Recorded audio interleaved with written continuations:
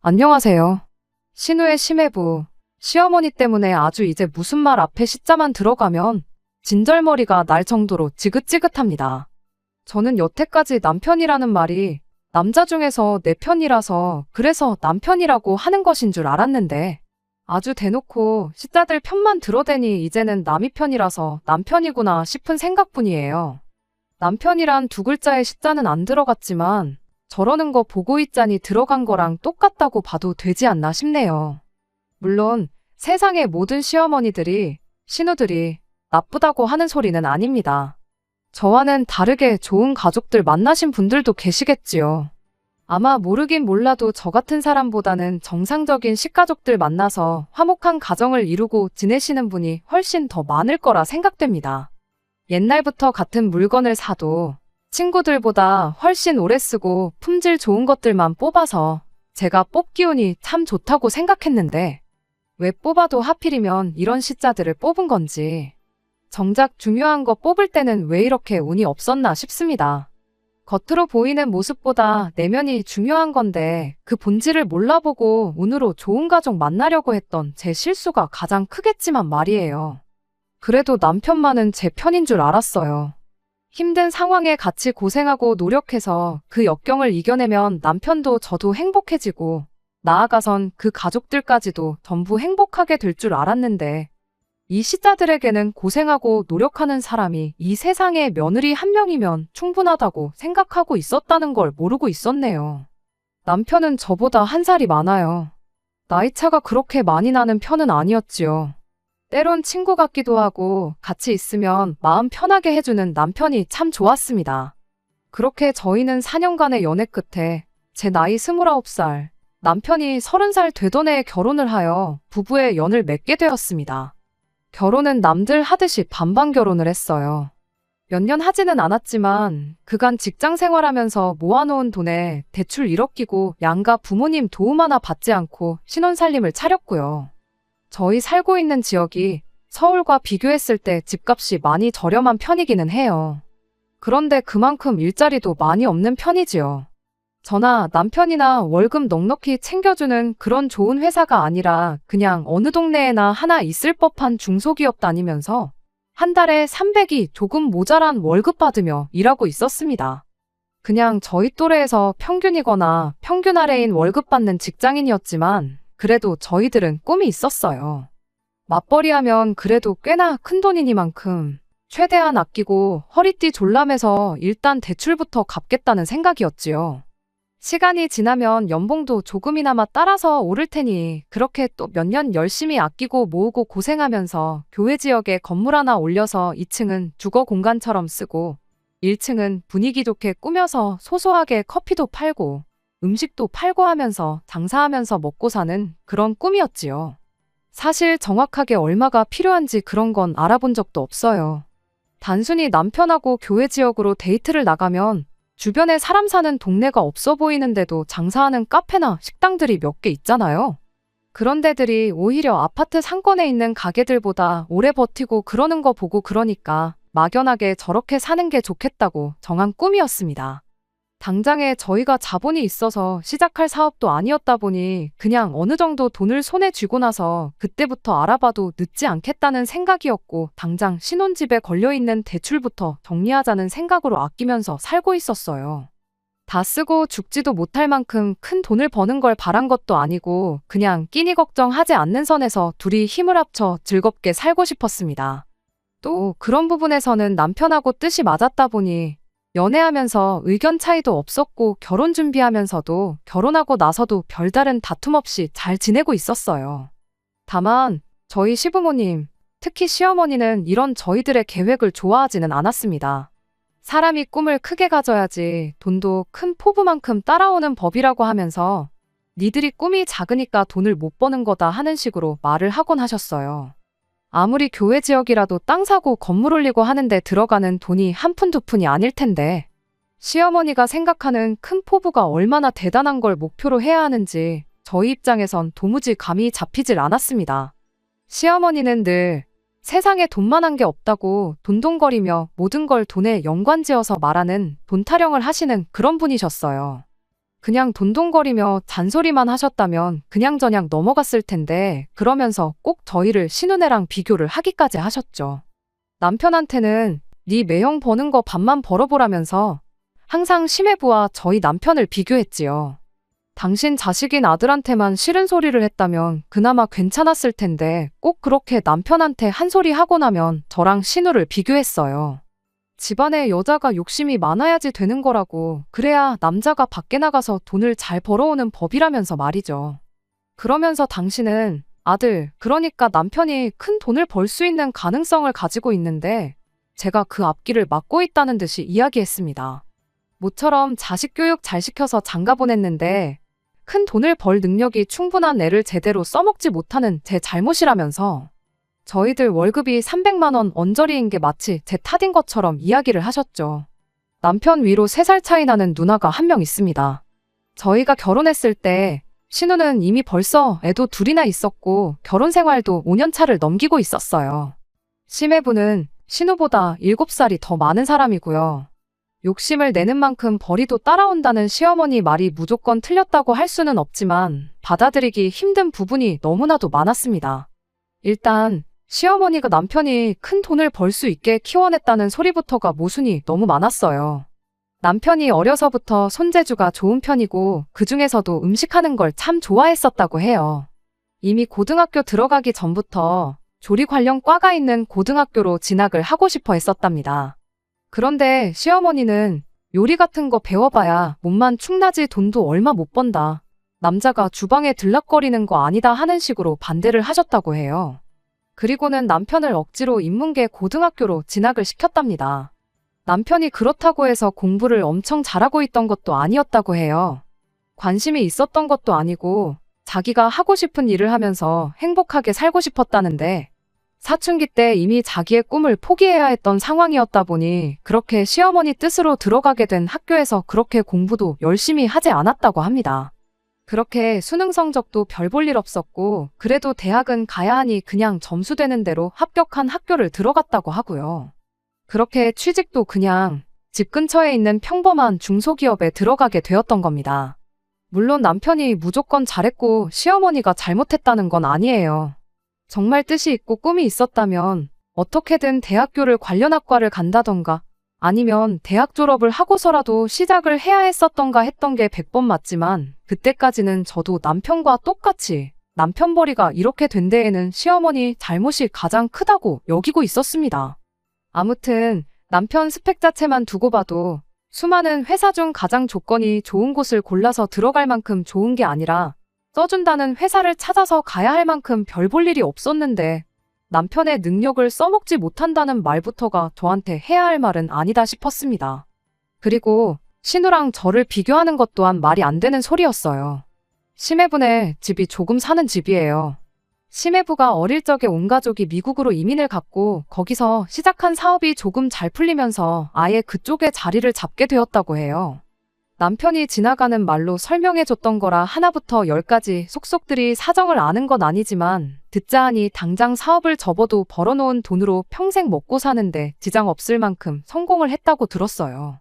심해부는 딱히 하는 일 없이 미국에서 부모님 사업을 돕고 지냈다고 하는데 휴가차 한국에 놀러 나왔다가 그때 처음 신우를 만나게 되었고 그렇게 두 사람이 인연을 이어오다가 결국엔 결혼까지 하게 되었다고 합니다.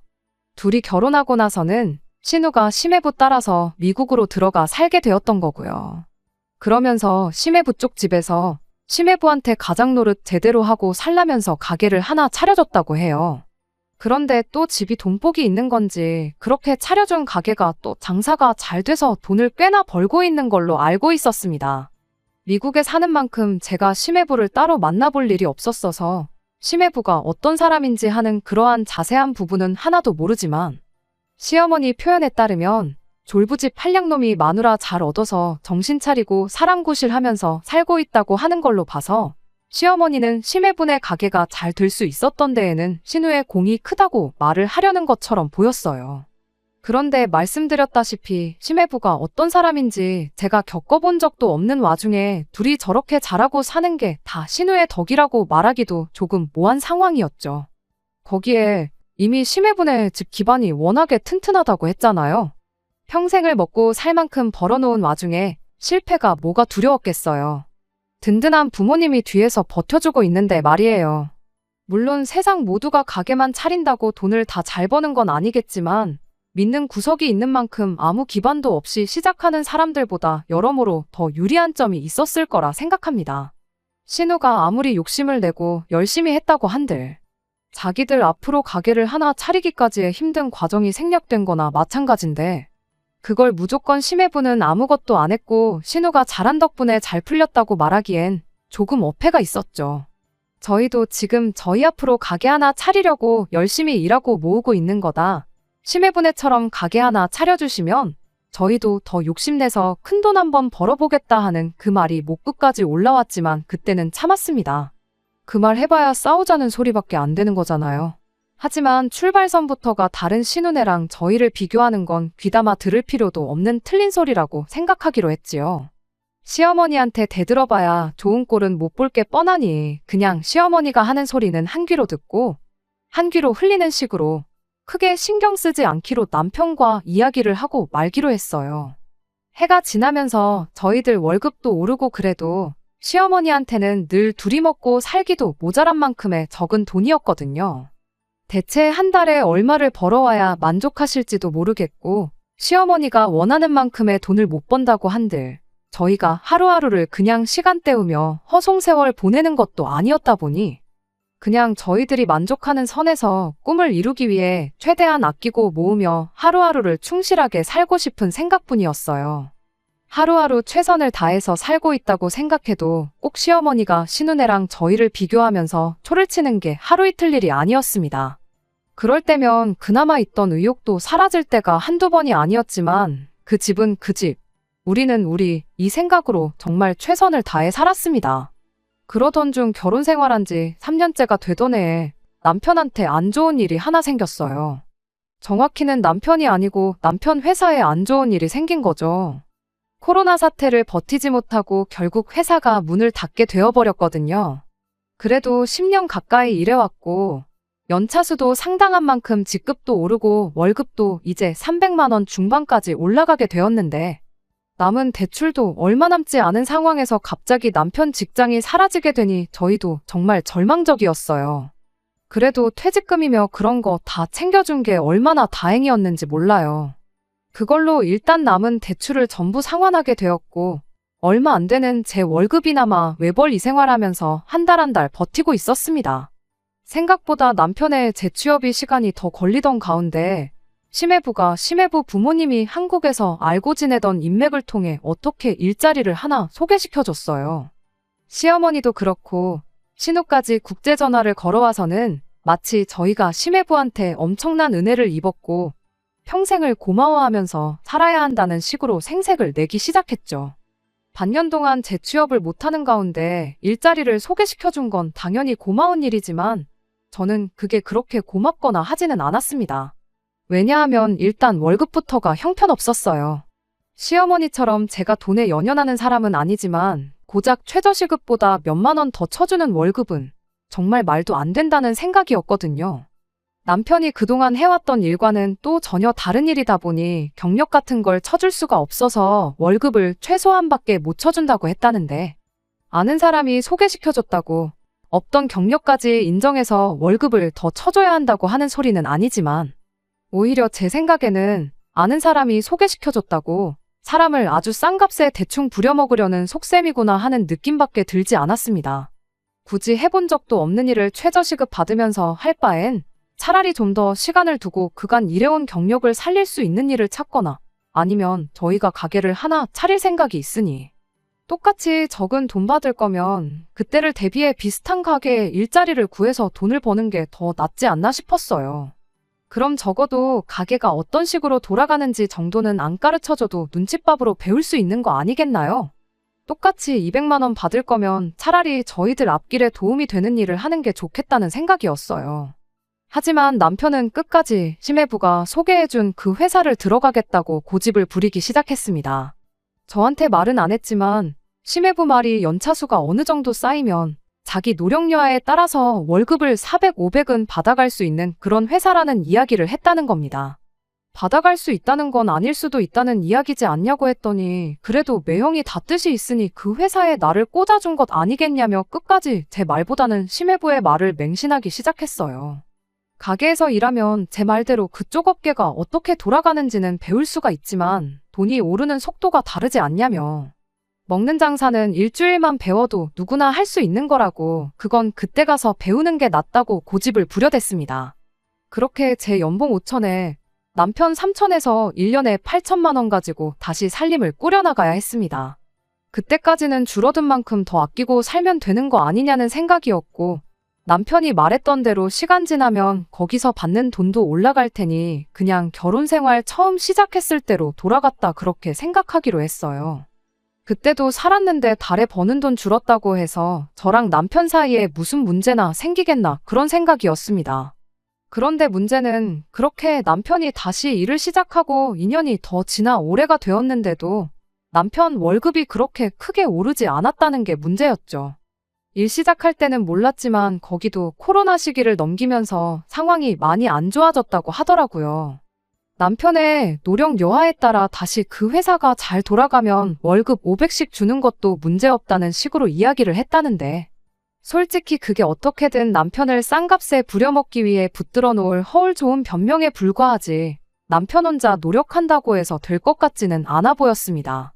그래도 남편은 심해부가 그 자리를 자기에게 꽂아준 데에는 그만한 이유가 있을 거라며 끝까지 믿음을 저버리지 않던 게 문제였어요. 그런데 올해 봄에 난데없이 신혼애가 한국에 들어오게 되면서 그러면서 저와 남편의 사이도 점점 더 걷잡을 수 없이 갈라지기 시작했습니다. 이렇다 저렇다 할 연락도 없이 신혼애가 심해부랑 애들 둘까지 데리고 갑자기 한국에 귀국을 했어요. 짐 싸들고 온 걸 보니 하루 이틀 지내다가 갈 사람들처럼 보이지는 않았습니다. 무슨 일로 왔는가 했더니 신우가 애들 교육을 한국에서 좀 시키고 싶어서 데리고 왔다고 하더군요. 남들은 다 1살이라도 어릴 때 미국에 보내고 싶어서 안달인데 신우는 반대로 애들을 미국에서 한국으로 데리고 온 거였어요. 이유는 굉장히 그럴싸했습니다. 애국자가 따로 없었지요. 애들의 뿌리가 한국에 있음을 알려주고 싶어서 한국으로 데리고 왔다는 거예요. 그리고 어차피 애들이 모국어가 영어고 한국어는 제2외국어나 마찬가지라면서 영어 교육은 따로 할 필요도 없다고 하더군요. 오히려 수학 같은 거 생각하면 한국에서 공부시키고 미국으로 돌아가는 편이 월등하게 거기 애들보다 수준 차이를 보여준다고 하는데 저야 살아본 적도 없는 나라다 보니 신우 말이 맞는 말 같으면서도 이제 겨우 10살 된 애들한테 산수면 모를까 수학이 웬 말이냐 싶기도 했습니다. 사업은 어쩌고 왔냐니까 거기에 신우네 시부모님도 계시고 믿음직한 직원이 있어서 직원한테 수입의 절반을 갖게 해주는 조건으로 가게를 그냥 맡겨두고 왔다고 하더군요. 신우네는 그렇게 애들 중학교까지만 여기서 졸업시키고 미국에 돌아갈 계획이라면서 말이죠. 제 상식으로는 이해가 가지 않는 이야기들을 하고 있는데 그냥 그쪽 동네는 그렇게 돌아가는구나 하고 말았습니다. 솔직히 그때까지만 해도 시어머니 잔소리를 제외하면 신은혜가 저희 앞길에 그렇게 큰 문제가 될 거라 생각하지는 않았거든요. 그런데 그게 아니었어요. 신우가 귀국한 지 1달도 안 돼서 일을 하나 아주 크게 터뜨려줬지요. 연락도 없이 저희 집에 찾아와 말도 안 되는 부탁을 하나 해오더군요. 원래 신은혜가 처음에 한국 들어와서는 시댁에서 시부모님과 같이 지내고 있었어요. 그런데 1달 지나서 지내다 보니까 애들 둘의 심해부까지 5 식구가 지내기에는 집이 너무 번잡하다 하고 거기에 심해부는 또 장인장모 그러니까 시부모님한테 너무 신세를 지고 있는 건가 싶어 불편해하고 반대로 시부모님 또한 심해부가 어려운 건지 조금 사위 눈치를 보시는 것 같다고 말을 꺼내더군요. 그러더니 난데없이 저희한테 저희 집을 비워달라는 소리를 하더라고요. 지들이 우리 집에서 지낼 테니 저희 보고 시댁에 들어가서 시부모님 모시고 살라고 하는 소리였죠. 말도 안 되는 소리에 어이없는 와중에 남편은 저랑 상의 한마디 없이 언제까지 집을 비워주면 되겠냐며 날짜를 조정하기까지 하는 겁니다. 제가 깜짝 놀라서 뭔 소리를 하는 거냐고 남편 말 급하게 잘라버리고 불편한 건 알겠는데 왜 저희가 집을 비워줘야 하는지는 잘 모르겠다고 애둘러서 거절을 했어요. 그랬더니 신우가 말도 안 되는 소리를 꺼내는 겁니다. 원래 시부모 입장에서는 며느리가 사위보다 훨씬 더 편한 법인 거 모르냐고요. 저희가 집만 비워주면 시어머니도 불편할 일 없고 자기들도 마음이 편하니 일석이조 아니냐고 말도 안 되는 소리를 하는 거 아니겠나요? 멀쩡한 우리 집 비워주고 시부모 모시고 사는 저희 불편할 건 생각 안 하시냐 했더니 두 집안 불편한 것보다 한 집만 불편한 게 훨 낫지 않느냐는 소리를 하대요. 아니, 어차피 애들 중학교 졸업할 때까지 지낼 생각이면 집도 잘 살고 돈도 잘 번다던데 방 하나 구해서 나가 살면 되는 거 아니냐고 했더니 그 말에는 대답도 못하고 제 경제관념이 안 좋다니 어쩐다니 소리를 하는 게 아니겠어요. 막무가내로 우리 집을 생짜배기로 내놓으라는데 더 상대할 필요도 없겠다 싶어서 우리 집 비워줄 생각은 없으니 시댁에서 지내는 거 하루빨리 익숙해지던가 하시라 말하고 그만 돌아가라 했습니다. 그런데 더 어이가 없는 건 신우네의 말도 안 되는 억지보다 남편의 반응이었어요. 신우네를 그렇게 보내놓으기가 무섭게 저보고 가족끼리 왜 이렇게 협조를 안 하느냐며 성질을 부리기 시작했으니까요. 우리가 누구 덕에 이렇게 돈 벌면서 먹고 사는지도 모르고 그게 뭐 어려운 부탁이라고 생각도 안 해보고 거절부터 할 수 있냐면서요. 남편한테 뭐 잘못 먹었냐고 누구 덕에 먹고 산다는 게 무슨 뜻이냐고 물어봤죠. 남편은 매형이 이렇게 일자리도 구해주고 한 덕분에 우리가 지금 따뜻한 방에서 두 다리 뻗고 잘 수 있는 거 아니냐는 대답을 하더군요. 어이가 없어서 내가 벌어오는 돈은 돈도 아니냐고 한마디 따져 물었죠. 당신 매형이 구해줬다는 그 회사에서 한 달에 250만 원도 못 벌어오는데 누가 들으면 한 달에 1,000만 원씩은 따박따박 벌어오는 줄 알겠다고 말도 안 되는 소리 하지 말라고 했죠. 남들 애 키우면서 집에서 편하게 남편이 벌어다 준 돈으로 생활하는데 나라고 돈 때문에 이 나이 먹고 애도 없이 일만 하러 다니는 거 좋겠냐고. 매형 덕에 그나마 한 달에 200만 원 조금 넘게 벌어온다고 고마워할 시간 있으면 그 시간 반만 쪼개서 나한테 고마워나 하라고 한마디 했습니다. 그랬더니 남편이 고작 한 달에 300 얼마 벌어오는 거 가지고 유세를 떠냐며 입에 개거품을 물더라고요. 여지껏 부부싸움 한 번 없이 그 소박한 꿈 이뤄보겠다고 열심히 노력하던 사람이 맞나 싶었어요. 나중 가서는 자기가 나중에 500만 원씩 벌어오고 하면 과연 그때 가서도 똑같은 소리를 하는지 보겠다고 으름장을 놓더라고요. 그래서 큰 소리 칠 거면 그 돈 벌어오고 말하라고 한마디 해줬습니다. 그리고 그때 돈도 각자 알아서 관리하자고 말을 꺼냈죠. 어차피 남편이 새 직장 구할 때쯤 해서 대출도 다 갚았었다 보니 계산할 것도 딱히 없었어요. 그 당시 모아놓은 돈에서 각자 벌어오는 월급만큼 비율을 계산해서 그 자리에서 돈을 나눴죠. 남편은 이를 바득바득 깔면서 어디 한번 두고 보자는 식으로 나왔어요. 신우네의 말도 안 되는 부탁보다 더 어이없었던 건 연애 때부터 그때까지 10년에 가까운 세월을 알아온 남편이 보여준 몰랐던 모습이었습니다. 그래도 최대한 좋은 쪽으로 생각하기로 했어요. 당장 남편이 저러는 게 한편으로는 동기부여가 될 수도 있겠다는 생각이었거든요. 그런데 그런 저희 기대가 무색하게 남편은 하루가 가면 갈수록 시댁, 특히나 신우네한테 목을 매기 시작했어요. 결국 그 때문에 이혼까지 하게 되었고요. 그나마 대출 다 갚고 나서 2년 조금 넘게 모아놓은 돈을 돌려준 건 저희 실수였습니다만 어떻게 보면 그렇게 남편과 이 시자들의 민낯을 알게 되는 계기가 되었으니 어떻게 보면 저에게는 전화위복의 기회가 되었죠. 그날로부터 남편은 저 보란듯이 그 돈을 가지고 시댁을 위해 써대기 시작했어요. 말로는 다 이유가 있었죠. 지 매형, 그러니까 심해부가 말하길 남편 월급이 어떻게 아직도 230만 원밖에 안 될 수가 있냐며 자기가 부모님한테 연락해서 남편 월급 좀 빨리 올려줄 수 있게 이야기를 해주겠다고 했다는 겁니다. 저는 말도 안 되는 소리다 싶었어요. 심해부 부모님이 얼마나 대단한 사람이건 간에 애초에 말 한마디 해서 올라갈 월급이었으면 처음부터 돈 좀 넉넉히 주라고 했어도 되는 거 아닌가 싶었거든요. 그런데 남편은 그 말을 철석같이 믿고 심해부한테만 어떻게 잘 보이면 자기 월급이 당장에라도 400만 원, 500만 원이 될 것이라 믿었던 거죠. 그렇게 틈만 나면 시부모님이랑 신우네 데리고 나가 자기 돈으로 외식하고 오고 시조카들 좋아한다고 장난감도 사다가 바치고 주말이면 심해부 심심하겠다며 데리고 나가 술도 한 잔 마시고 오고 그 꼴을 보고 있으니 이 인간이 저렇게 돈 쓰기 좋아하는 인간인데 그걸 내가 못하게 한 건가 싶기도 하고 오만 가지 생각이 다 들었습니다.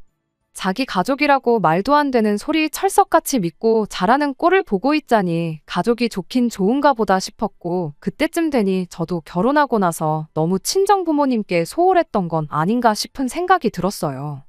그래서 저도 이렇게 돈만 모으고 있을 게 아니라 친정부모님 모시고 어디 가까운데 여행이나 한번 다녀오면 참 좋겠다는 생각이었습니다.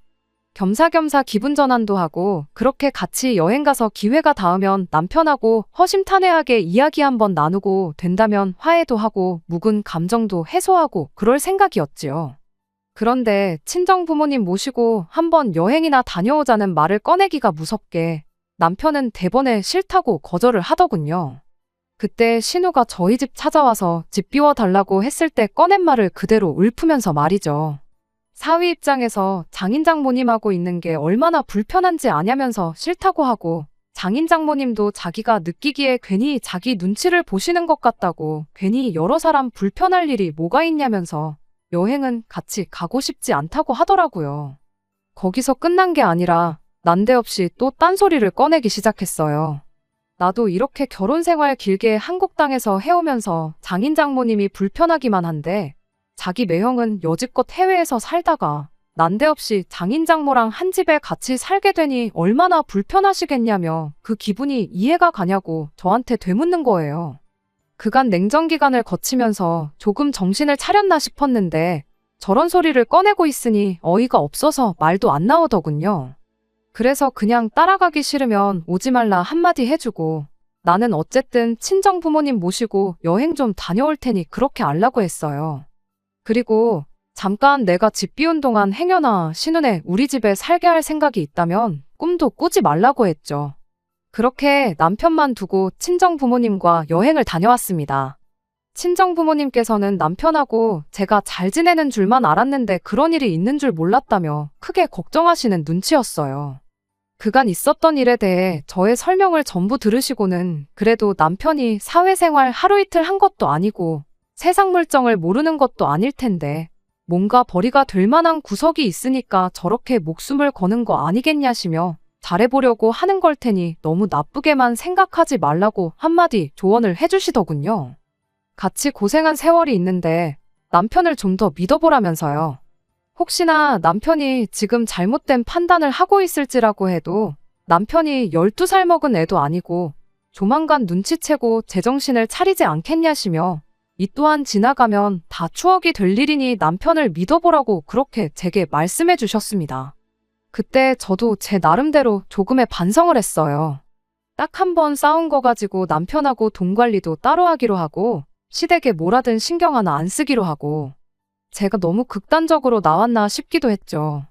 그래서 제 나름대로 생각을 했어요. 이렇게 여행 다녀와서 남편이 저랑 약속한 대로 저 몰래 신혼에 불러와서 살라고 집을 내준 상황만 아니면 남편하고 어떻게 잘 풀어서 다시 몇 달 전처럼 두 사람 행복한 미래를 위해 열심히 살아봐야겠다고 그렇게 다짐을 했죠. 여행 다녀와서 정말 현관문 열어보는 게 두려웠어요. 설마 진짜 제가 없는 사이에 신혼애를 집에 끌어들인 건 아닐까 싶어 걱정이었거든요. 남편이 신혼애한테 절절매는 게 충분히 그럴 수도 있겠구나 생각했는데 막상 집에 도착하니 남편이 잘 다녀왔냐며 저를 반겨주더군요.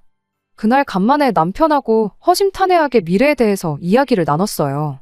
남편도 그때 신혼애한테 집을 비워주자고 했던 건 자기가 너무 자기 생각만 했던 것 같다며 사과를 하더군요.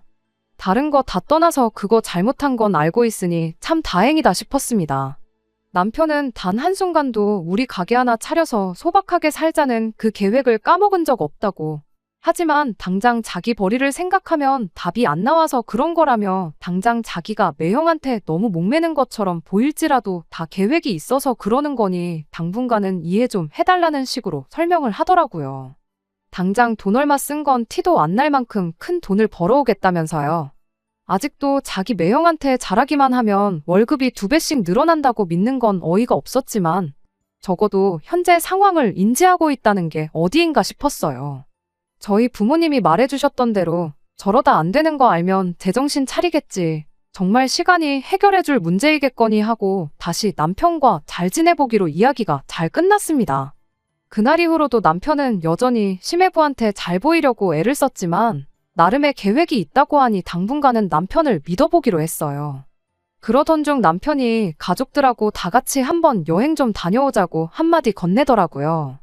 마음 같아서는 남편이 했던 대로 똑같이 나는 시부모님이며 신우내며 불편하니까 당신만 다녀오라고 하고 싶었지만 잘 지내기로 다짐한 지 얼마나 됐다고 치사하게 구는 게 조금 웃긴 것 같아서 그러자고 대답했죠. 그렇게 여행 가기로 한 날 당일이 돼서 시댁에 모였어요. 3박 4일 일정으로 가깝게 제주도를 다녀오기로 되어 있었고 시댁에 도착하니 전부 다 가방 싸놓고 만반의 준비를 하고 있는 게 간만에 여행이라 기대가 아주 큰 듯 싶어 보였습니다. 그런데 대뜸 신우가 시조카들한테 그럼 엄마 없는 동안 외숙모가 엄마나 마찬가지라고 외숙모 말 잘 듣고 있으라는 소리를 하더니 심해부랑 둘이 지들 가방만 챙겨서 쪼르르 나가더라고요.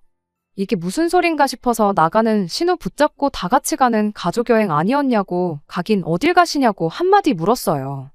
그랬더니 신우가 우리는 단둘이 해외여행 좀 다녀올 계획이라며 그동안 애들 좀 부탁한다고 대충 한마디 하고는 그대로 심해부랑 같이 지갈길을 가더군요.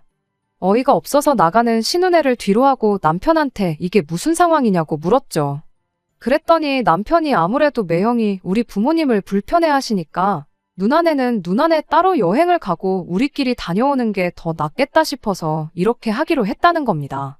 제가 계속 어이없다는 반응을 보이니 남편이 오히려 적반하장으로 여기까지 와서 왜 이러냐며 짜증을 내기 시작했어요. 자기가 다 설명하지 않았냐고 당분간은 매형한테 잘 보여야지 우리 앞길이 풀리는 거 알지 않느냐면서 저보고 협조 좀 하라는 거예요. 그래서 나라고 뭐 신우네랑 맨날 비교질만 해대는 당신 부모님이 편하기만 한 줄 아냐고 그런데 그것도 모자라서 신우네는 해외여행 보내고 나는 여행지 따라가서 시부모님 챙기고 보모 노릇까지 해야 되는 거냐고 그럴 생각 없다고 여행은 시부모님의 조카들까지 데리고 당신 혼자 다녀오라고 하고 그대로 시댁을 빠져나왔습니다. 그랬더니 남편이 시댁 바깥까지 쫓아나와서는 그럼 자기 혼자 다녀올 테니 조카들만이라도 그동안 제가 데리고 있어주면 안 되냐는 소리를 하더군요. 누나네 보고 다시 돌아오라고 할 수도 없는 노릇이고 애들만 집에 혼자 둘 수도 없는 노릇 아니겠냐면서요. 그때 딱 깨달았어요. 저한테는 남편이 신우네한테 절절매는 꼴을 볼 만큼의 인내심이 남아있지 않다는 것 그리고 남편한테는 자기가 신우네한테 하듯이 저 또한 똑같이 신우네한테 알아서 기어야 하는 사람 중 하나일 뿐 그 이상도 그 이하도 아니란 것을 말이죠.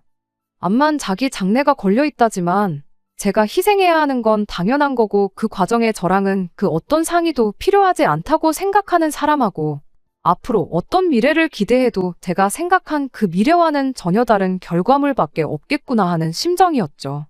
그래서 그 길로 다시 남편 데리고 시댁으로 쳐들어가서 시부모님 보는 앞에서 이혼하겠다고 당당하게 한마디 던져줬어요. 그러면서 시어머니한테도 한마디 했습니다. 어머님 말대로 저도 돈 욕심 좀 부려보려고 했더니 남편이라는 작자가 어떻게 돈 벌어올 생각은 안 하고 지 누나한테 퍼줄 생각밖에 없어 보여서 못 살겠다고요. 아무래도 신우 욕심이 제 욕심보다 강해서 동생 돈까지 자기 돈으로 만들고 싶은가 본데 제가 신우 욕심을 이겨먹을 깜냥은 안 되는 것 같고 대신 아드님 돌려드릴 테니 아드님 돈까지 보태서 어머님 사위 부자 만들어주고 어머님 아버님은 그 돈으로 호강하시라 말하고 그렇게 이혼 선언하고 집에 돌아왔습니다. 그 와중에 시조카 어떻게든 챙겨서 여행 다녀올 생각은 없었는지 남편은 그날로 여행을 취소해버리고 몇 시간 지나지 않아서 집으로 따라 들어왔어요. 지 누나한테 죽어도 애들은 데려가라는 연락이 하고 싶지는 않았는지 기어이 가족여행 취소해버리고 조카들 시부모님한테 떠넘기고 온 남편 모습을 보니 이혼 선언을 해도 100번 잘했구나 싶은 마음뿐이었습니다. 남편한테 다른 거 다 필요 없으니 이 집값의 절반만 나한테 돌려달라고 했어요. 그것만 해주면 이 집에서 시부모를 모시고 살든 신우네를 데리고 살든 아예 신우한테 집을 양보해주던 나는 아무 상관도 안 하겠다고요. 남편은 그 와중에도 누나네 살게 할 집은 지켜야겠다고 생각한 건지 어떻게 시부모님한테 돈까지 빌려다가 재산 분할을 해줬어요. 그렇게 4주간의 숙려기간을 가진 끝에 저희는 결국 이혼을 하게 되었습니다. 이혼 신고하러 가는 그날까지 저보고 땅을 치고 후회하지 말라며 조금만 더 있으면 한 달에 500만 원씩 벌어올 텐데 그걸 못 기다리고 이혼을 선택한 네 잘못이라며 으름장을 놓던 인간이었는데 얼마 전 저희 친정까지 찾아와서 저와 저희 부모님 앞에 무릎까지 꿇으며 저랑 다시 시작하고 싶다고 싹싹 비는 일이 있었습니다. 알고 보니 신우네가 사실 애들 교육 때문에 한국에 들어온 게 아니었대요. 심해분의 부모님이 신우네한테 차려준 가게가 잘 되던 건 사실이었는데 그렇게 번 돈을 가지고 신우랑 심해부가 둘이서 카지노를 들락거렸다고 하더라고요. 그렇게 가게로 번 돈은 물론이고 빚까지 져가면서 도박을 해대다가 신우네 시댁에서 가게도 도로 가져가 버리고 금전적인 지원도 다 끊어버렸다는 거예요. 그렇게 미국에서 빚 때문에 주변 사람들한테 이리 치이고 저리 치이다가 아예 가족들이 전부 한국으로 도망을 나왔던 거였고요. 심해부한테 잘 보이면 한 달에 500만 원 버는 건 일도 아니라더니 심해부도 일자리를 찾다 못 구해서 결국 같은 회사에서 둘이 250만 원도 안 되는 돈 받으면서 일하고 있다고 합니다. 뭐 두 남자가 같이 벌어서 500이니 어떻게 보면 틀린 말은 아니지 않냐고 원하던 대로 된 건데 나랑 다시 시작할 이유가 뭐가 있냐고 시원하게 거절 한마디 해주고 친정집에서 남편을 쫓아냈습니다. 조강지쳐 버리고 가족들을 선택한 인간의 최후가 그런 꼴이라니 어떻게 보면 당연한 일 아닌가 싶어요. 남편을 못 믿어준 제가 너무했나 싶을 때도 있었지만 믿었다면 아마 제 남은 인생 평생을 시댁 종노릇하며 살아야 하지 않았을까 생각하면 이렇게 이혼하게 된 게 정말 다행일 수가 없습니다. 남편이 지 가족들 챙기듯이 저도 제 가족 챙기면서 그렇게 살아야겠어요. 보란듯이 잘 살아서 남편이 평생을 두고 후회하게 만들어주고 싶은 마음뿐입니다. 끝까지 들어주셔서 감사합니다. 오늘의 사연은 여기까지입니다. 구독과 좋아요, 알람 설정 부탁드리고 더 좋은 사연으로 다시 찾아뵙겠습니다. 감사합니다.